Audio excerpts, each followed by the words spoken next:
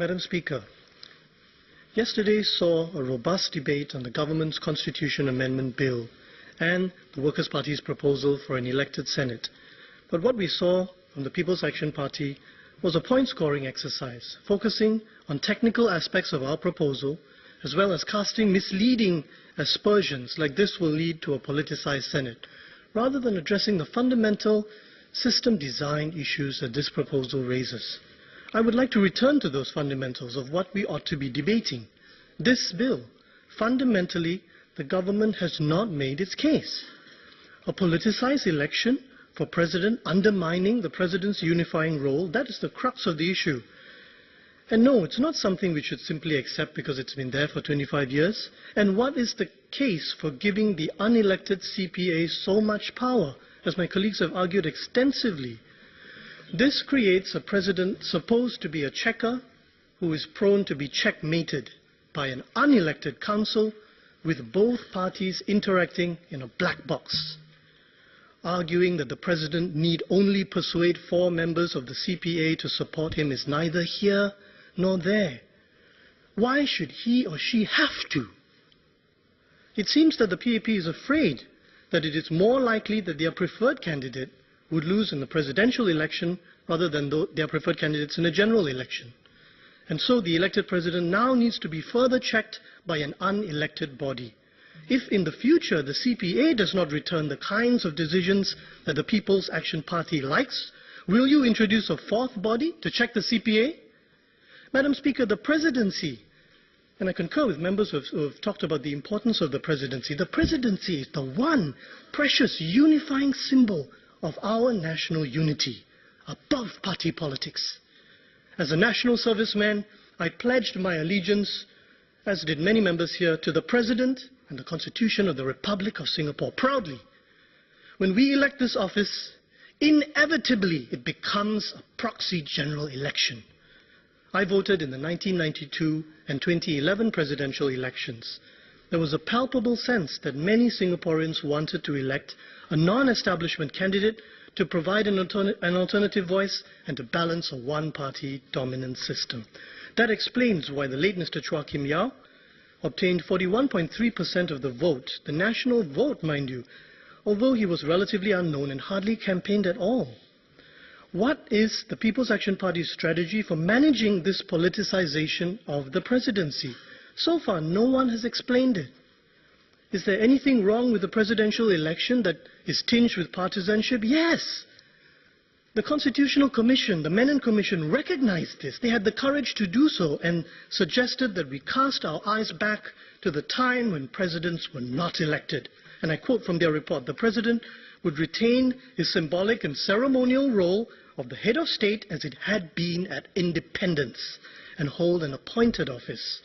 Parliament would abide by the convention of rotating the office among the different ethnic groups. Madam, they are right. Yet the government has rejected the Menon Commission's advice on this hugely important issue, which is the nub of this debate. It wants to retain presidential elections, but introduce changed eligibility and racial criteria. Why?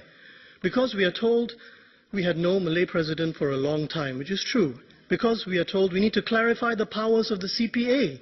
Because we are told we need to update the eligibility criteria to make them less lax, because times have changed.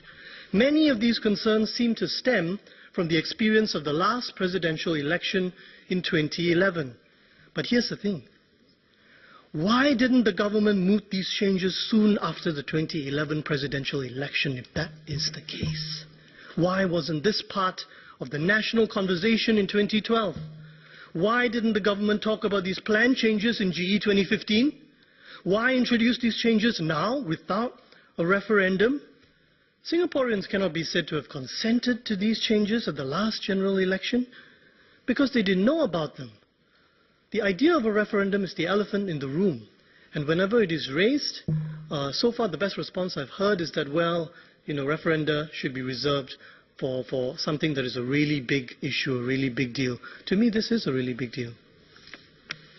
Madam, this is gravely troubling. What aspect of our Constitution will the government, with its supermajority in this House, choose to amend without a referendum right after GE 2020? The one-person, one-vote system itself? The government has pointed out that we have not had a Malay president since 1970, and we agree that this is a concern. So here's my question. Why didn't the government urge a Malay candidate to run for one of the presidential elections between 1992 and now, as my colleague Mr. Faisal Manap has argued yesterday? The PAP has controlled all of the levers of political power since 1992. What was the PAP doing all this time on this issue? Under the Workers' Party's proposal for an appointed president, we would have had a Malay president a long time before now. In fact, we would have had multiracial presidents in succession as we did in the past. No need to reserve elections. Madam, on reserved elections, it opens up a Pandora's box of racialized, divisive politics. And where will it end? The office of the Prime Minister is also hugely symbolic, possibly even more so than the presidency, as far as many Singaporeans are concerned, because the Prime Minister is featured in the media on practically a daily basis, unlike the President. Should we reserve the office of the Prime Minister for some races? Rather than focusing on the ethnicity of the President, I suspect many ethnic minority Singaporeans would rather that the government address concerns like the possible existence of labour market discrimination facing some members of these communities, a matter that has yet to be definitively studied, quantified and debated, but was recently discussed in this House, or helping minority Singaporeans who struggle to sell their flats due to the HDB ethnic quotas. Madam, reserved elections risk creating a self-fulfilling prophecy. They may entrench the notion that Singaporean minorities need mandates to be elected because they are unelectable. A new generation of Singaporeans may grow up internalizing this view. Is this what we want for Singapore? Does this help in the forging of genuine multiracialism? I hope that no one, inside or outside this chamber, twists the Workers' Party's position as meaning that we oppose a Malay president. Nothing could be further from the truth. As for updating the paid-up capital requirements, this bill replaces a $100 million threshold for automatic inclusion with a $500 million one. There is a deliberative track, yes, but the bar for automatic inclusion is now raised. What is the basis for this? Why 500 million and not 400 million or 600 million? Did the PAP designers of the system have in mind limiting automatic eligibility to some arbitrarily defined number of candidates because the pool cannot be too big? By the way, this is one of those technical details that I think some members have referred to. The government has said that the number of eligible candidates would not decrease versus the number in 1992. This is a misleading statement to make. The number of eligible candidates does decrease from the number in 2016. Why can't the pool be too big? To exclude some individual?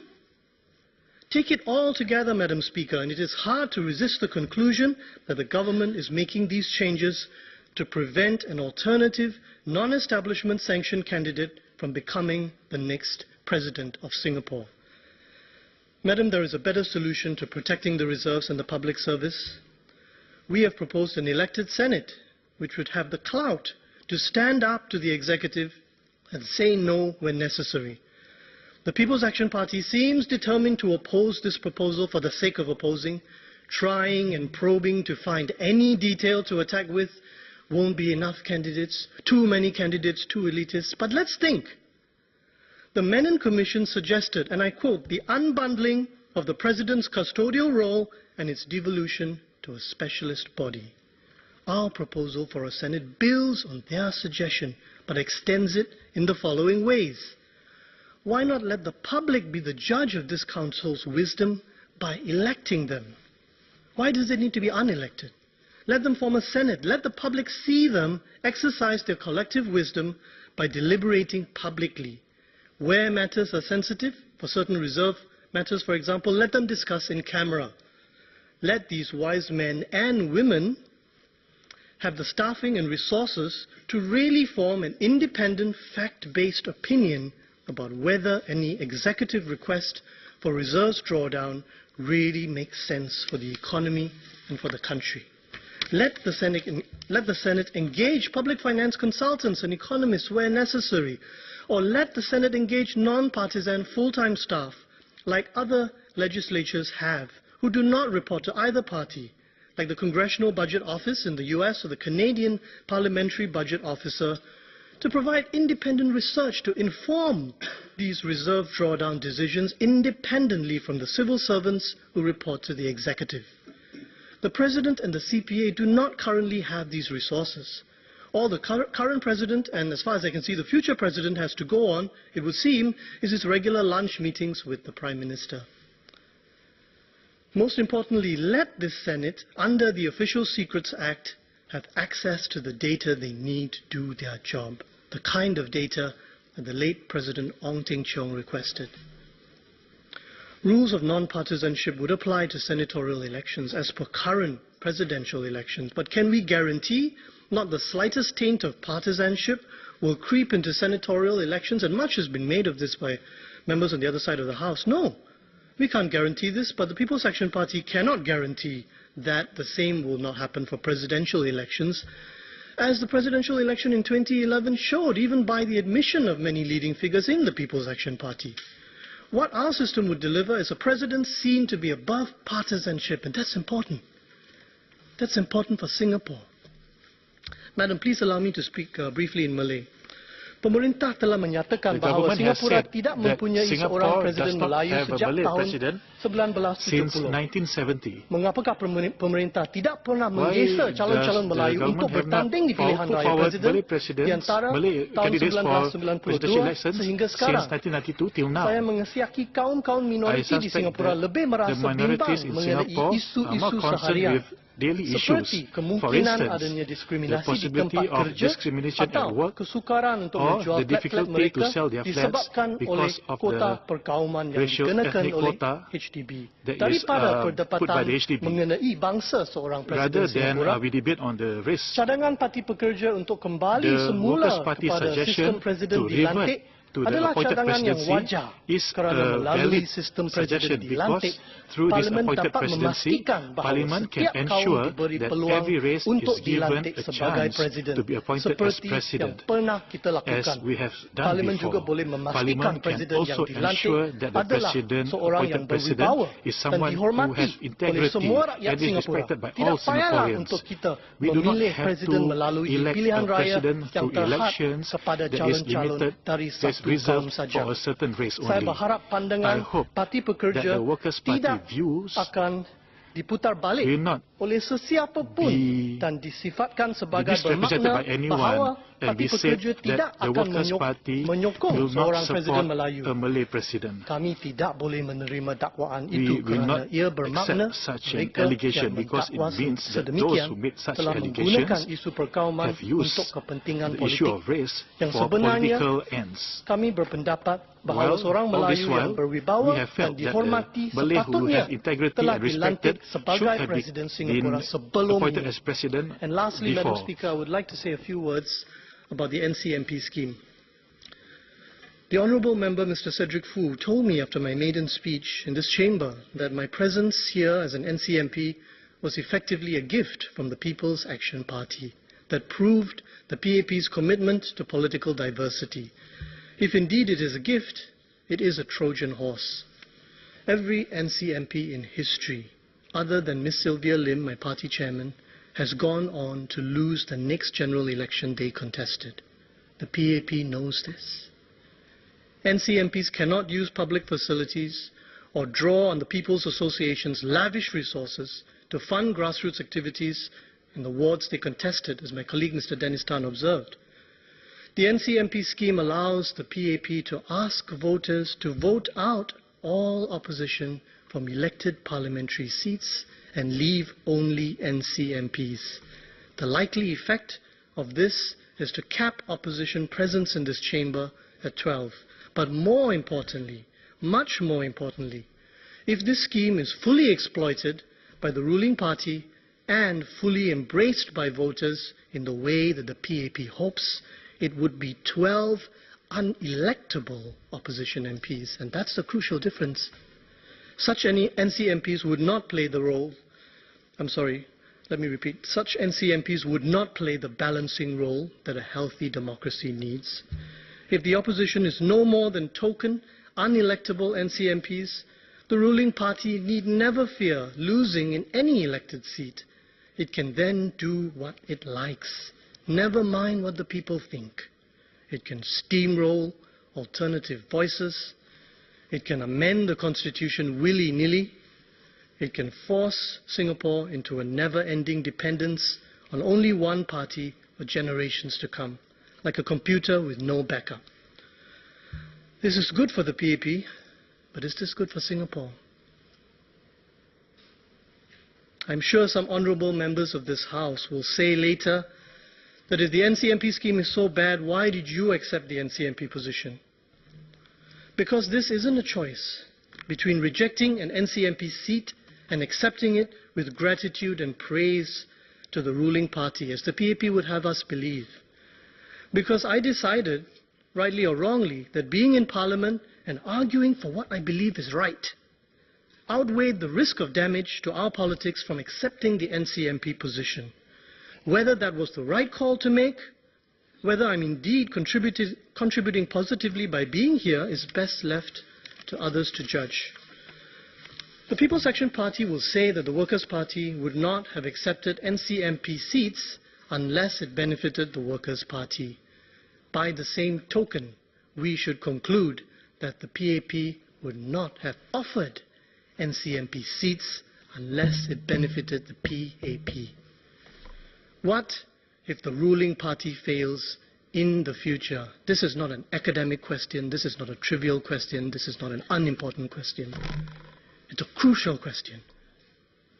What if we wind up with an erratic Prime Minister of the PAP one day in the future, and there is no credible, rational and electable opposition ready to provide an alternative government or even an effective check? Some countries are in this position today. What if we get another mismatch between population and infrastructure, such as happened during the decade of the 2000s, when our trains, our hospitals, our housing stock were severely stressed and Singaporeans suffered, necessitating policy reversals after the general election of 2011 to repair the damage? Would those policy corrections have happened if the ruling party faced no risk of losing even a single seat in a general election? I don't think so. Is this the legacy we want to leave for Singapore? A politically imbalanced, one-party dominant system that buys international respectability with a token, unelectable opposition of only NCMPs? Rather than focus on the NCMP scheme as the solution to Singaporeans' desire for alternative voices, we should enhance our existing parliamentary democracy to make it truly contestable. Delink the People's Association from the ruling party. Reform the regulation of the media to allow for regulated but free competition in broadsheet newspapers, TV and radio. Set electoral boundaries transparently and consultatively. Educate every voter aggressively from the classroom onwards that their votes are in fact secret. Many voters still don't believe this. Madam, I would like to conclude with a single, very simple question to the government. With this amendment to the NCMP scheme, is it your goal that your party wins 100% of elected seats in Parliament? This is not a question about whether the people will ultimately determine the outcome of elections and not the government and not the PAP. I know they will, and I don't need to be told that. It's a question about your goal as a ruling party for the next general election, and it's a yes or no question. Thank you, Madam.